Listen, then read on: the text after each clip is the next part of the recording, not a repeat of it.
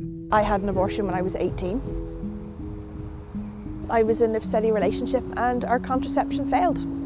Now contraception is 100% effective, we know this. I knew I was pregnant most likely before I did a test because I had morning sickness from literally just after I missed my period, chronic morning sickness. And I sat and talked with my partner at the time and he was very supportive and said, whatever you need to do. I was working at the time and was saving up to go on to college, onto university. I wanted to move forward with my life. I wasn't ready to be a parent. I'm the eldest of 5, so I know what it is to have a busy family life and what it is to raise children. And I was still living at home and I wasn't ready. So my first time leaving Ireland and my first time on a plane was to travel to London to have my abortion. I had told them that we were going away for a romantic weekend. And people were giving us lists of all the places we should go and all the things that we should see, knowing that I was only going to be seeing hospital corridors, clinics corridors, waiting room corridors, airport corridors and floors. Yeah, it was really tough.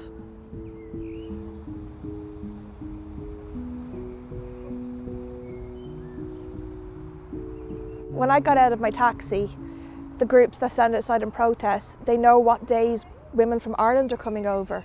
And they were shouting at me in English and in Irish, Tá gra dia agus the lanamh, God loves you and your baby, as I'm heading on my way into the clinic.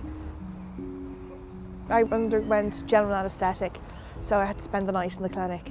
And then the next day it was back to the B&B, where I knew that I was going home to share a bedroom with my sisters. So I had to get all of my crying done that night, and we cried and ate ice cream and cried. But I remember leaving the B&B the next day and my heart feeling so much lighter. It was done, I'd managed it, despite all the obstacles and not being able to try and find money, find the information, all the planning, all the lying, all of it, it was done and I wasn't pregnant anymore and I could continue with my life. The next time around I got pregnant, it was absolutely planned. It's what I wanted. And when my son was born and I got to hold him for the first time, I was just absolutely overjoyed. It absolutely made me even more pro-choice, having gone through a pregnancy and everything that pregnancy is. And then when I had my daughter and I was like, that's it, I'm done, I have a boy and a girl, I'm so happy. People say it's a tough decision and people need time to make the decision. But there are women who've already made their decision. I'm in my mid-40s. My kids are adults, because they're teenagers turning into adults. My family's complete, I have a son and a daughter. And even though I'm using the best contraception I have, I know more than anybody contraception fails. So if I was to find out in a month's time or a year's time that I was pregnant again, I'm done having babies. I've already made that decision. And the people talk a lot about repeat abortions. It's people at different times of their lives.